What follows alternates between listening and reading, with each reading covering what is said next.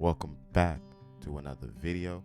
Today I am explaining all of the Fire Force captains, starting with Kayoko Wang. Of course, she is a former captain, but I'm going to do current and former captains, as she is now the head hospital director in the Fire Force series. She is a third generation pyrokinetic and used to be the captain of the Special Fire Force Company 6.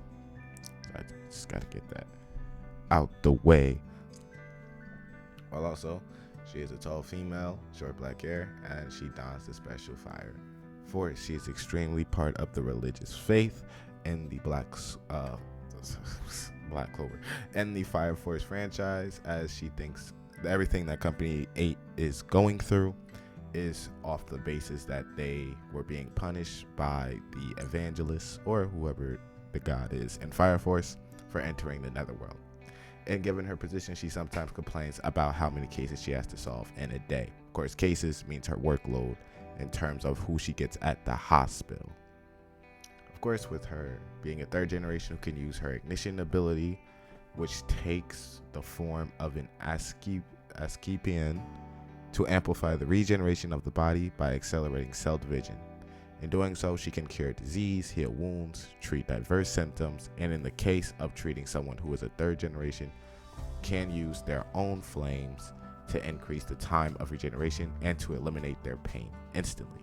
We only see her in we see her in mostly all the arcs except the beginning arc, of course. She is in the Preacher Pursuit arc, where she, alongside 7 other Captain Fire soldiers, attends a meeting with Raffles, where Dola bursts and much more is discussed. The Netherworld arc, where she inevitably has to heal Shinra, and of course is talked about the consequences of the Nether. The Stigma arc, as she appears at Captain Hibana's request to examine Conroe's injuries and to heal Captain Hay, as both experienced the phenomenon during the Great Fire 2 years ago.